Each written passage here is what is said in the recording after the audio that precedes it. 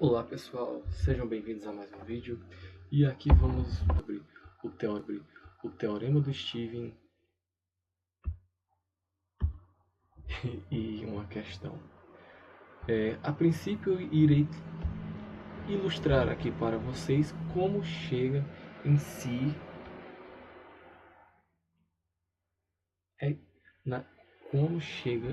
a equação em si, ok?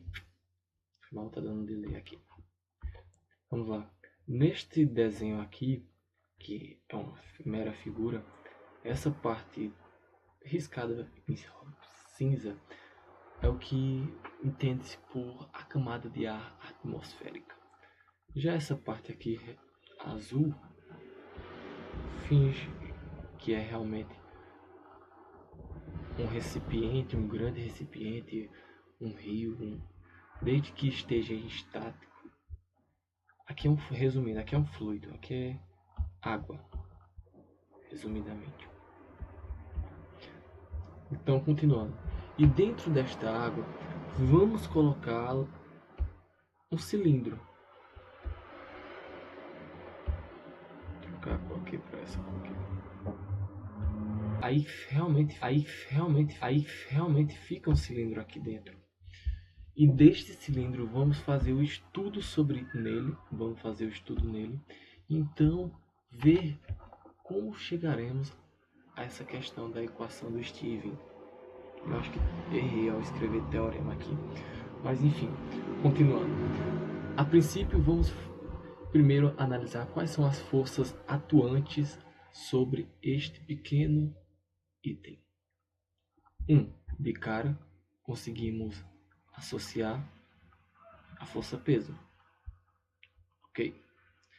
Por outro, sabemos que talvez todos os que já assistiram esse vídeo aqui já mergulharam, já tentaram enfiar um balão dentro d'água e viram que ele é relativamente expulso, entre aspas, né?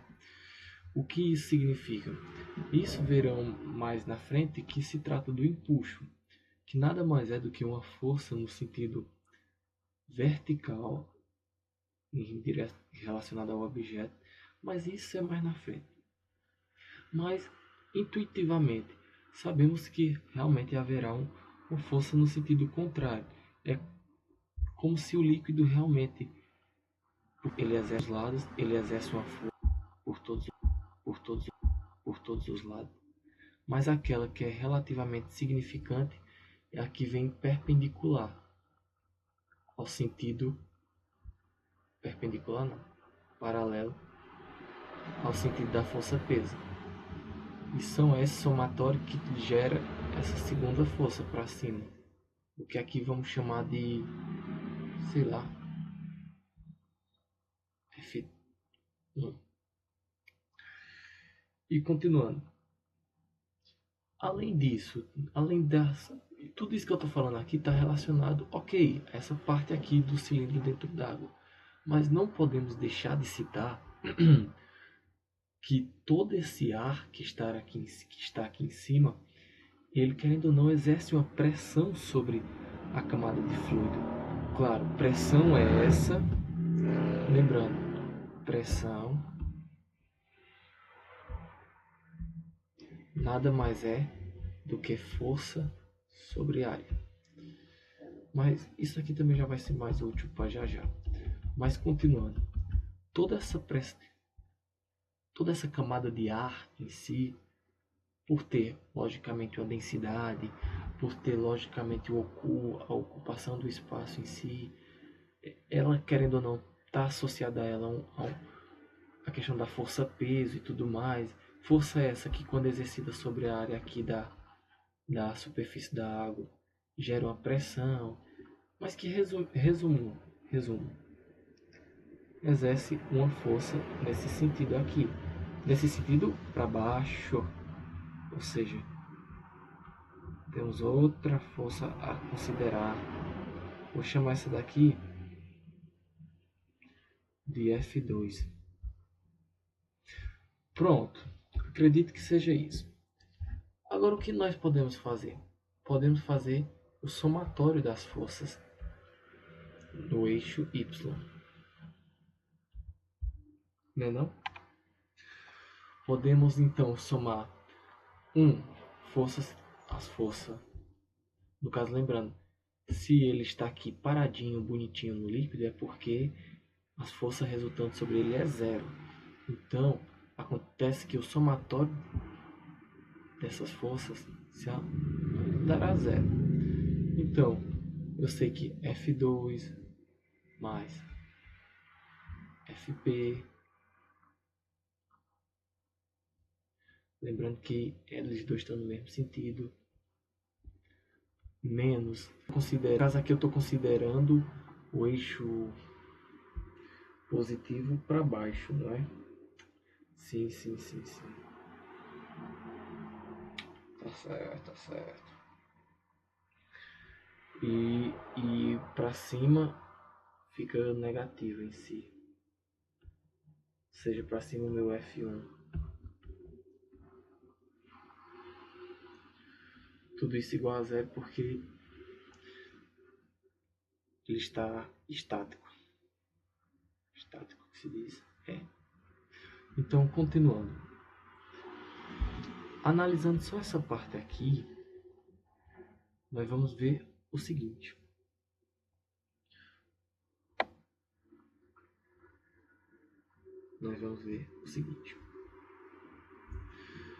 Ao isolar, ao passar esses dois para o lado de cá e ainda ter o menos, né? Passar também dividindo, vai todo mundo trocar.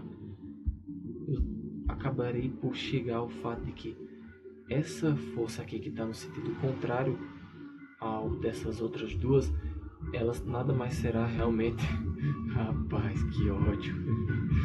Aí será FP mais F2. Talvez não estejam escutando ou sim, talvez, que é a questão do som.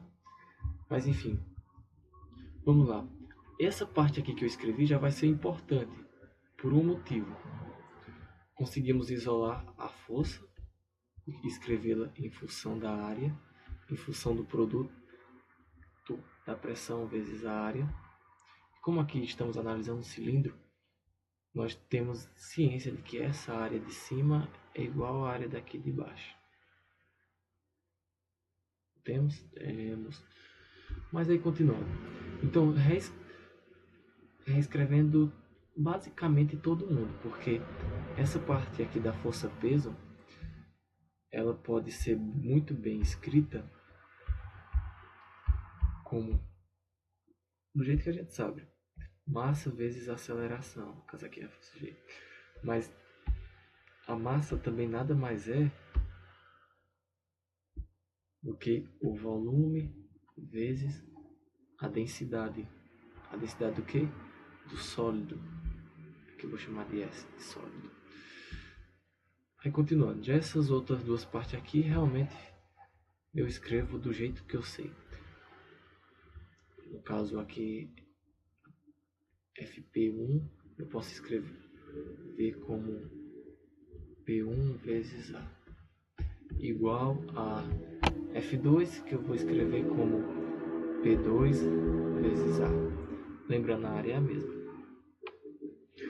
E mais essa parte aqui que é de FP, que é a força-peso, que é volume vezes densidade do sólido vezes a gravidade, a aceleração gravitacional.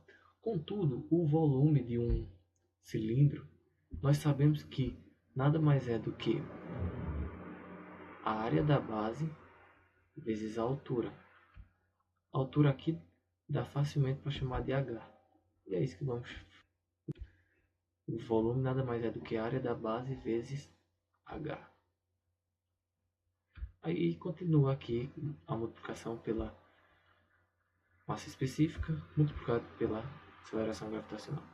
Pondo em evidência o A, acabamos por ver uma coisa muito interessante. Acabamos por ver que podemos cortar esse com esse, chegando assim a uma situação interessante, que é isso daqui. em que, antes de prosseguir, eu abordarei umas coisinhas sobre ela. Em primeiro lugar, do que se trata esse P1? Do que se trata esse P2? Então, voltando para cá, esse P1 é relacionado à força 1 aqui, ou seja, ele está direcionado para cima. Já o meu P2 está direcionado ao F2 aqui, que no caso é o relacionado à pressão da camada atmosférica, que a nível aqui terrestre, bem a nível de superfície, ele tem o seu respectivo valor, que chama de 1 atm.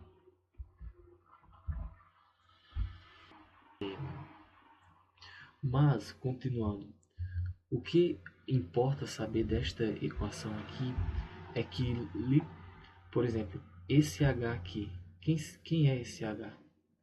Esse H nós acabamos de ver aqui que é a altura do cilindro, ok. Mas essa altura é dada como? É dada realmente pela diferença daqui para cá. Tudo bem? Eu falo isso porque esse H pode, como eu acabei de dizer, ser dado pela diferença entre os dois pontos, por causa que assim vocês verão em questões mais na frente. Mas o importante é saber que a pressão em dois pontos ela variará conforme ela irá variar conforme a profundidade ou conforme o tá certo, conforme a profundidade deste objeto em determinado fluido. Exemplo. Tem aquilo de que, por exemplo, quanto mais fundo formos dentro da água, mais sentimos uma gigantesca pressão sobre a gente. Ou quando realmente realiza-se grandes mergulhos e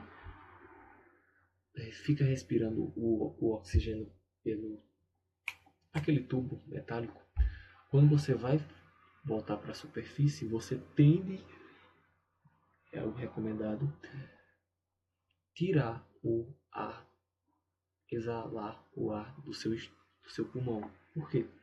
Por causa que aquele ar que lá embaixo estava, querendo ou não, muito mais compressado por todo o fluido externo, quando chega à superfície, ou seja, quando isso daqui está chegando à superfície,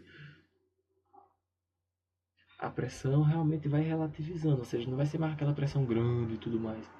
Então, acaba que esse ar que antes estava pressurizado volta-se a expandir-se.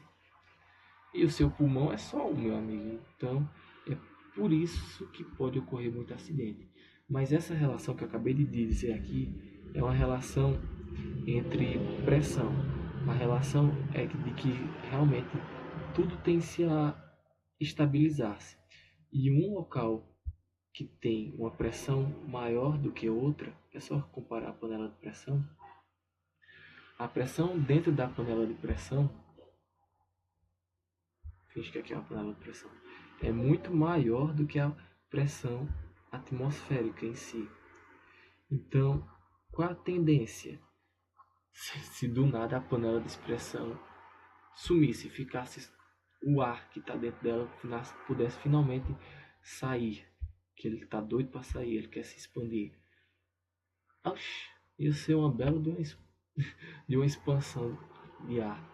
Então, graças a essa equação aqui, conseguimos tirar duas coisas. Que dado um certo meio, nós conseguimos saber a variação da pressão e esta é dada conforme a profundidade. Isso em líquidos, em fluidos parados, é o que chama da hidrostática. Mas sem mais enrolação, vamos aqui para uma questão. Deixa eu primeiro apagar a parte aqui das coisas. Essa questão diz o seguinte: que pressão manométrica uma máquina deve produzir para sugar uma lama de massa específica de 180 kg por metro? cúbico através de um tubo e fazê-lo subir 1,5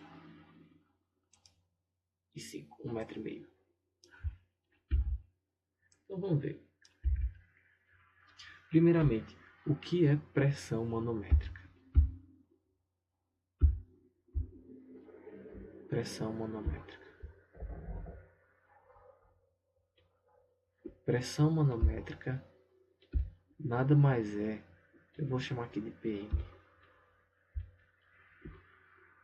PM nada mais é do que realmente a diferença entre a pressão real, PR, pela pressão atmosférica. Ok. Aí uma coisa, a pressão real em dado ponto, essa daqui. A pressão atmosférica, como eu havia dito, essa daqui. Então, aqui está dizendo a diferença. Então, pela equação de Steven, é só eu passar isso daqui para cá subtraindo, que eu vou ter realmente a variação de pressão, que é o que chama de pressão manométrica, igual H vezes densidade do líquido em si, do fluido, perdão, vezes a aceleração gravitacional. E pode analisar. Aqui, isso daqui foi dado, que é a questão do 1.800 quilos por metro cúbico. Esse outro aqui é fichinha, 9,8 vezes, não tá certo, 9,8 metros por segundo ao quadrado. E esse daqui é quem? Esse daqui nada mais é do que 1,5 m. Então é tiro e queda, é só fazer isso e tá de boa terminando. Epa, vamos analisar o contexto aqui. Uma máquina deve produzir para sugar lama e fazê-la subir isso daqui. Então vamos desenhar aqui sem pressa. Tá aqui o cano. No caso, eu vou supor que a lama ela esteja bem por aqui, ó.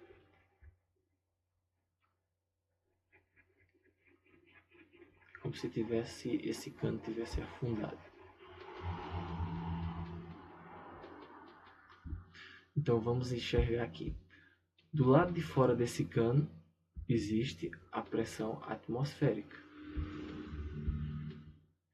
Do lado daqui de dentro existe a pressão do cano. Tudo bem? Entendi. Para a máquina, para esse líquido aqui subir 1,5 m, vocês concordam comigo que a pressão aqui dentro vai diminuir? Aí essa diferença de pressão vai fazer com que a pressão atmosférica empurre esse líquido e esse líquido, consequentemente, suba para, entre aspas, preencher o espaço vazio. Concordam comigo? Concordo, acredito que sim. Então vamos lá. Se eu sei que a pressão que estava aqui dentro, agora eu vou relacionar, comparar a pressão que estava lá dentro com a pressão que está do lado de fora. Se eu sei que essa pressão que está aqui dentro vai diminuir, que ela é muito menor do que a pressão daqui de fora, então o que isso me indica? Me indica que um número menos um número que eu sei que é maior do que ele, consequentemente vai dar um número negativo, não é?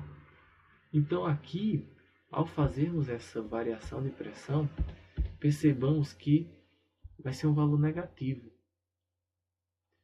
E que, agora sim, está tudo bem fazer do jeito que foi instruído aí.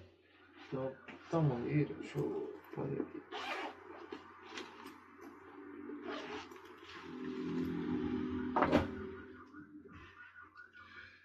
Multiplicar 1 vezes 1,5 vezes 1.800 vezes 9,8.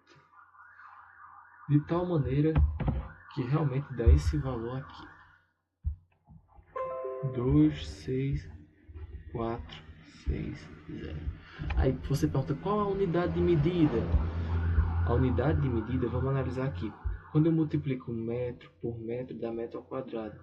Aí se eu cortar metro ao quadrado por metro ao cubo, vai realmente ficar só o metro no denominador e no numerador vai ficar quilograma e só. E ainda no denominador vai ficar metro multiplicado por segundo ao quadrado. Não é isso que queremos. Se lembra?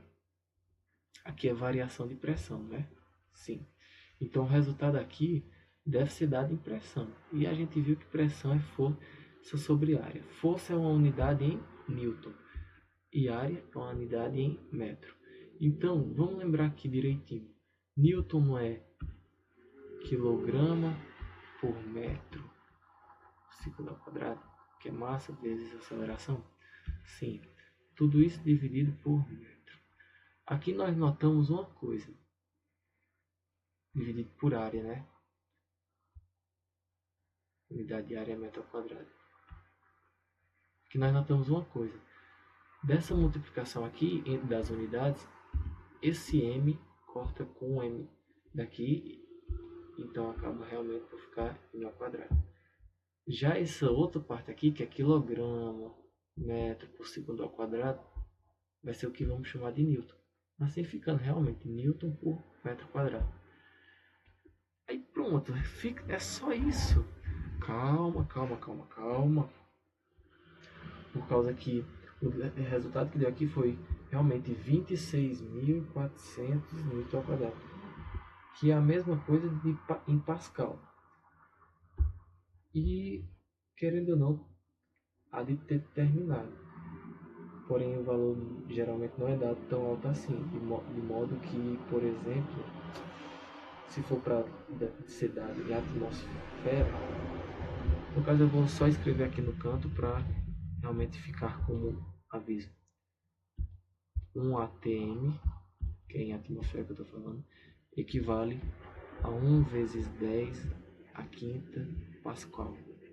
Então, se eu fosse realmente deixar em Pascal em atmosfera, seria voltar aqui 5 vezes. 1, 2, 3, 4, 5. Ficando assim 0,26 atm. Pronto. Mas enfim. Esse foi o vídeo. Até a próxima, pessoal. Fé em Deus. E é isso.